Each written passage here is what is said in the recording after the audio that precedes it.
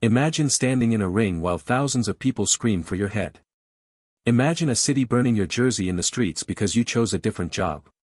For most people, that level of hatred is a life sentence. It is a sign to pack up and disappear. But for a rare breed of human, venom is the ultimate fuel. These are the athletes who were once the most reviled figures in sports. They were the villains of every headline and the punchline of every joke. Then, they did the impossible. They didn't just win, they forced the world to love them. This is the story of the transformation arc from media backlash to all-time greatness. Our journey begins with the loudest mouth in history. In 1964, a young man named Cassius Clay did the unthinkable. He beat the terrifying Sonny Liston to become the world heavyweight champion. He was 22 years old. But he didn't just win a title.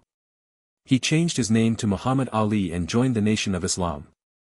The media was horrified. Reporters refused to call him by his new name. They called him a traitor. They called him a radical. Then came 1967. Ali refused to be drafted into the Vietnam War. He famously said he had no quarrel with the Viet Cong. The backlash was nuclear. The government stripped him of his titles. They took his boxing license. He was sentenced to 5 years in prison and fined $10,000.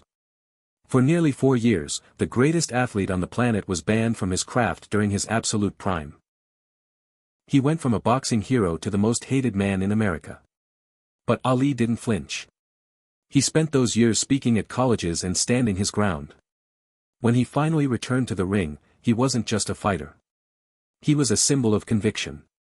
By the time he lit the Olympic torch in 1996 with trembling hands, the hatred had evaporated. The villain had become a global legend. He ended his career with 56 wins and a legacy that transcends sports. Fast forward to July 8, 2010. The setting was a boys and girls club in Connecticut. LeBron James sat in a chair for a televised special called The Decision. He uttered the words that would haunt him for years, "I'm going to take my talents to South Beach." Cleveland exploded.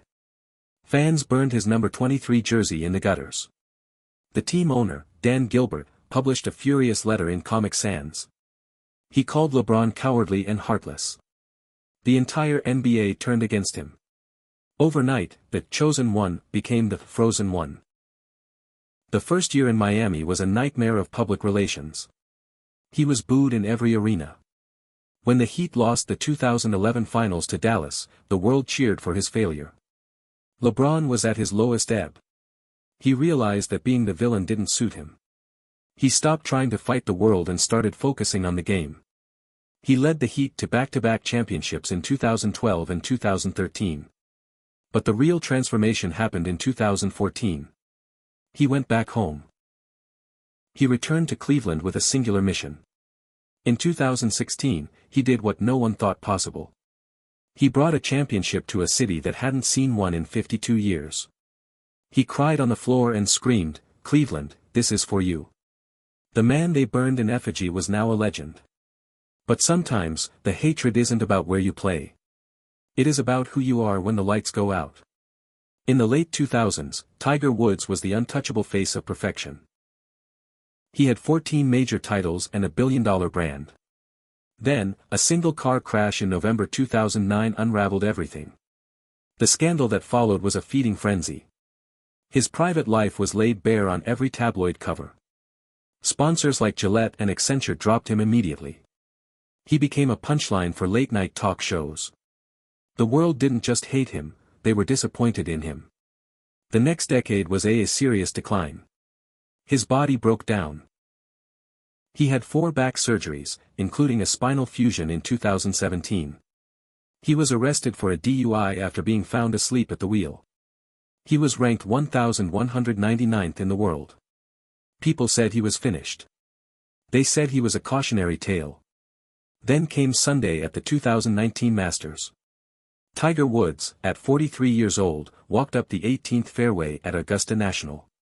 He tapped in for par to win his 15th major. The crowd chanted his name so loudly the trees shook. It was the greatest comeback in the history of sports. He didn't just win a trophy, he won back the soul of the game. The man who had been a pariah was now an inspiration. Across the Atlantic, a young Portuguese winger was learning about hate the hard way. In the 2006 World Cup quarter-finals, Cristiano Ronaldo played a role in getting his Manchester United teammate Wayne Rooney sent off. After the red card, Ronaldo caught the camera and gave a sly wink. England went insane. He was the most hated man in the United Kingdom. Tabloids printed his face on dartboards. When he returned to the Premier League, he was met with a wall of noise in every stadium. Fans wanted him gone. They wanted him to fail. Ronaldo responded with a level of work ethic that bordered on psychopathic. He stayed late every day. He turned his body into a machine.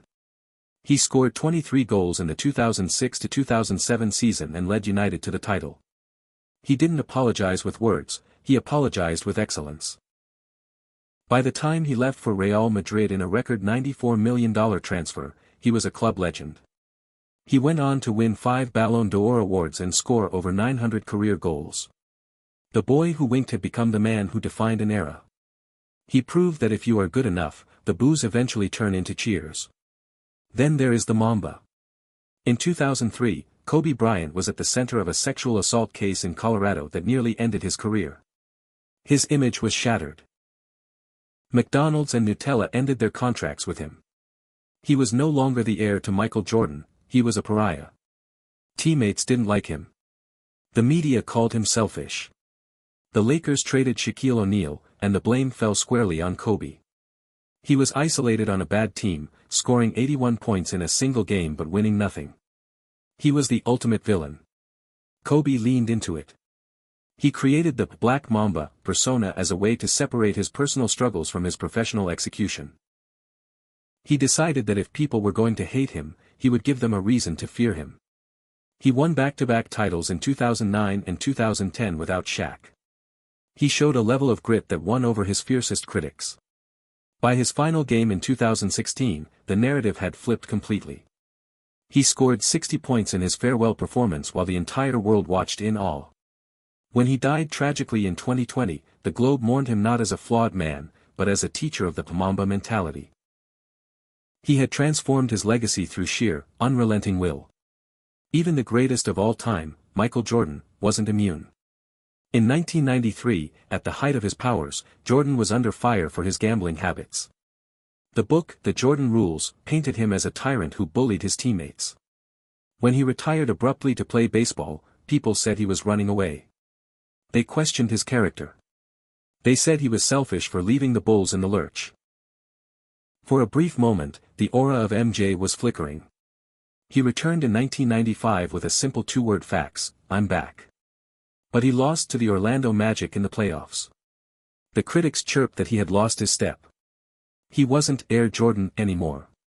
Michael took that personally. He led the Bulls to a 72-10 record the following season. On Father's Day in 1996, he won the championship and sobbed on the locker room floor, mourning the father he had lost during his hiatus. The world saw the human behind the machine. The bullying stories were forgotten, replaced by the legend of the ultimate competitor. He finished his career with 6 finals MVPs and 0 losses in the championship round. What connects all these legends? It is the refusal to accept the world's definition of them. Ali refused to be a quiet champion. LeBron refused to be a hometown prisoner. Tiger refused to be a broken man. They all understood that public opinion is a weather pattern, but greatness is a mountain. They endured the storms of media backlash and fan vitriol. They used the bricks thrown at them to build monuments. In the end, the hate wasn't an obstacle, it was a necessary part of the story. You cannot rise without falling first. You cannot have as legend without a villain. The transformation arc is the most powerful story in human history. It tells us that we are not defined by our worst moments or our most unpopular choices. We are defined by how we respond when the world turns its back. These athletes didn't just change the record books, they changed our minds. They proved that greatness is the only thing loud enough to drown out the noise of 1,000 critics. They started as targets, and they ended as statues. They were hated, then they became legends. And in that shift, they showed us exactly what the human spirit is capable of when it has something to prove.